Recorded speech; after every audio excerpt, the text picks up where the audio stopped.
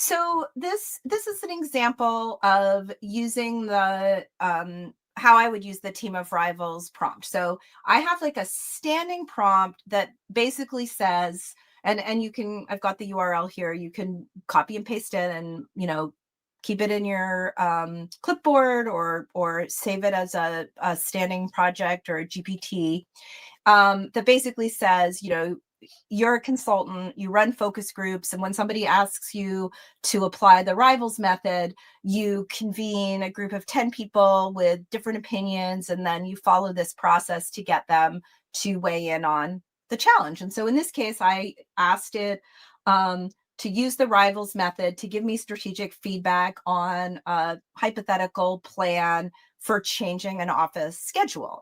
And then what happens is I find Claude is much more lively with this prompt than ChatGPT is. So then it basically like invents all of these characters for me, and I always have it give them names. And I often actually see I'll get it to give me names that remind me like something about the person. So when I'm reading through the transcripts, it tells me who they are. And then once it does that, they have a debate about, the pros and cons of this proposed policy.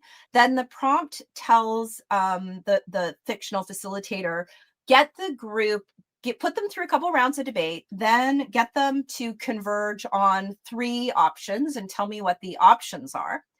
And once you've given me these 3 options and you've told me who's on what side and what the pros and cons are of each of the options, I also want you to tell me, where did my team of rivals come to consensus, and where were there unbridgeable differences that they just could not agree on?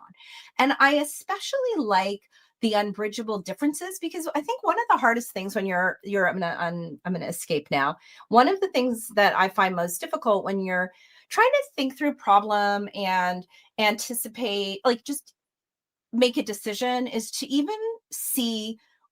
I often find myself wasting a lot of time trying to have the best of both worlds. And when the AI is able to say, like, you know what, like, there just are people who are really going to be put out if they have to be in the office 4 days, and there are people who are very eager to have everybody in the office on the same schedule, and that's a fundamentally unbridgeable divide. Like, there are some areas that we're not going to be able to resolve, and then my job as a human is to decide where I'm going to land on each of those, or decide what I'm going to recommend to my client on each of those.